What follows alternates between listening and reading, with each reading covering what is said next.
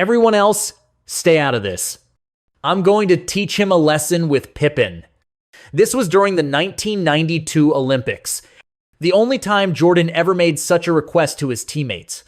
And the person he was targeting was the man known as the Balkan Magician Toni Kukoč. He only started playing basketball at 14. But before he was 22, he had already won every award in European basketball multiple times. His salary even surpassed most NBA players at one point. It was right around then that Bulls GM Jerry Krause set his sights on him. Krause not only flew to Europe many times to watch him play, but he also told the media that Kukoč was the future of the Bulls. This kind of talk made Jordan and Pippen, who were in their prime, feel extremely disrespected. But Krause always believed that no one on the Bulls was untradeable. And in 1990, he drafted Kukoč in the second round. However, Kukoč cited the war in his country and wanting to be with his wife as reasons to delay coming to the NBA. When Krause heard this, he still reserved cap space for him. And the worst part was, this budget was carved out of money meant for the champion veteran Pippen.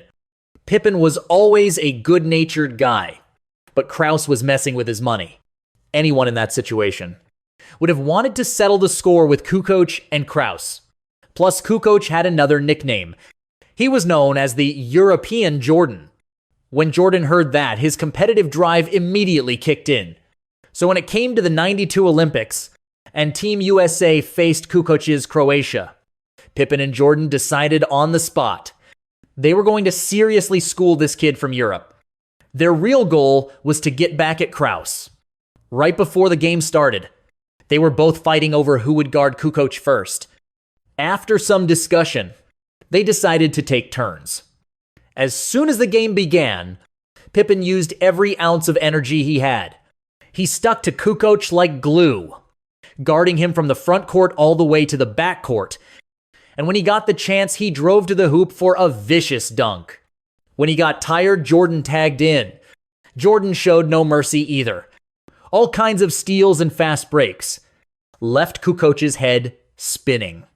As a result, for the whole game, Kukoč only managed a measly 4 points. But at the time, he just thought this was the normal intensity of the NBA. And in the finals a few days later, he scored 16 points against Team USA, which earned him Jordan's respect. It was also in the offseason a year later that Krause finally gave Kukoč an ultimatum. He told Kukoč, if you don't come to the NBA now, I'm never going to ask you again. At that time, Kukoč was already making $3.2 million a year in Europe. But after thinking it over, he still signed a one-year, $1.02 million contract with the Bulls. Because Kukoč wanted to play with Michael Jordan. But what he never expected was that on his very first day reporting to the Bulls, he got the news that Jordan was about to retire. He broke down in tears on the spot. After all, not being able to play with a star like Jordan would be a huge regret for anyone. Kukoč was genuinely a very humble player. But Pippen at that time was not so easygoing. The year Jordan retired, Pippen became the team leader. He not only mocked Kukoč multiple times, saying he couldn't even guard a chair. He even made him fetch drinks for the team. In Game 3 of the 1,994 Eastern Conference semifinals with 1.8 seconds left, Pippen refused to check into the game because the coach gave the last shot to Kukoč. But all of Pippen's provocations, in Kukoč's view, were just motivation to push him forward.